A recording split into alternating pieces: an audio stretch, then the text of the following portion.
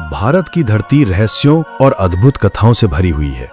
यहाँ कई ऐसे गांव, किले और स्थान मौजूद हैं जो आज भी इतिहासकारों, वैज्ञानिकों और पर्यटकों के लिए पहेली बने हुए हैं। राजस्थान का कुलधरा गांव उन्हीं रहस्यमयी स्थलों में से एक है। इसे भूतिया गांव या प्रेतात्माओं का गांव भी कहा जाता है। कहते हैं कि यहाँ सैकड़ों साल पहले अचानक लोग अपने घरों को छोड़कर चले गए और फिर कभी वापस नहीं लौटे।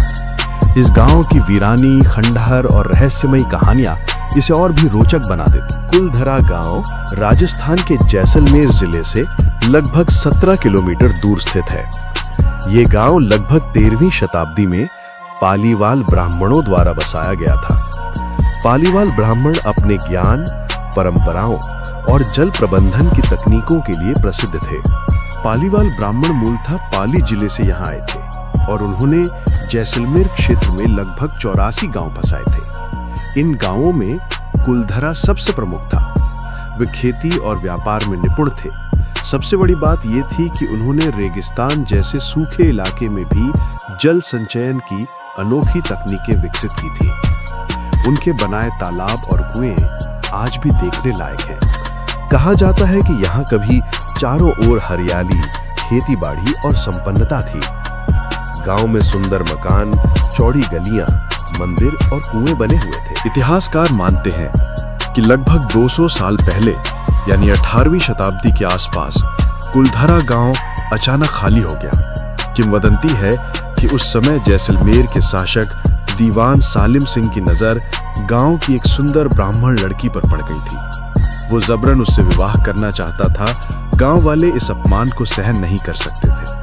कहते हैं कि पालीवालों ने पंचायत बुलाई और ये निश्चय किया कि वे अपनी इज्जत की रक्षा के लिए गांव छोड़ देंगे। केवल कुलधरा ही नहीं, बल्कि आसपास के सभी 84 गांव के लोग रातों रात अपने घर छोड़कर कहीं और चले। ये भी कहा जाता है कि जब गांव वाले कुलधरा छोड़कर जा रहे थे, तब उन्होंने इस जगह को श्राप दिया था कि यहाँ कोई भी कभी बस नहीं पाएगा। तभी से ये गांव सुनसान और वीरान पड़ा है। जो भी यहाँ बसने की कोशिश करता, उसे असफलता ही हाथ लगती। आज भी ये रहस्य बना हुआ है कि हजारों की संख्या में लोग बिना कोई निशान छोड़े रातों रात कहां चले गए।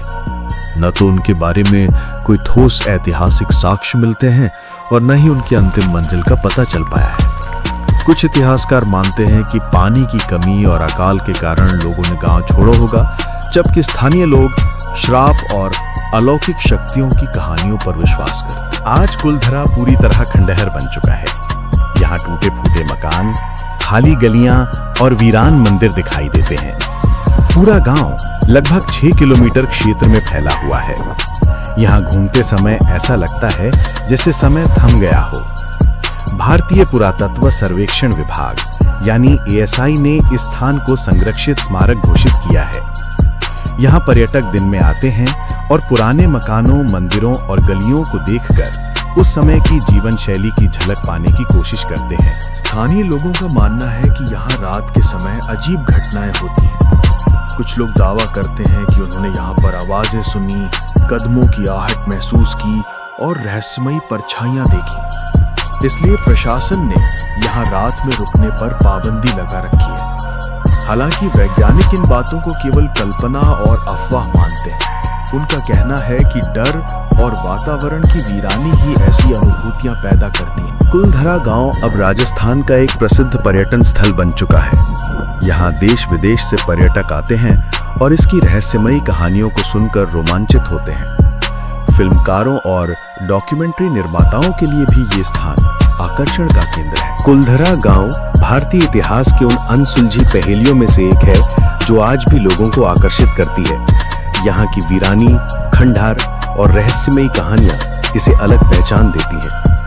चाहे ये गांव श्राप के कारण उजड़ा हो या अकाल के कारण, लेकिन इसमें कोई संदेह नहीं कि ये भारतीय संस्कृति और परंपरा का अद्भुत उदाहरण है।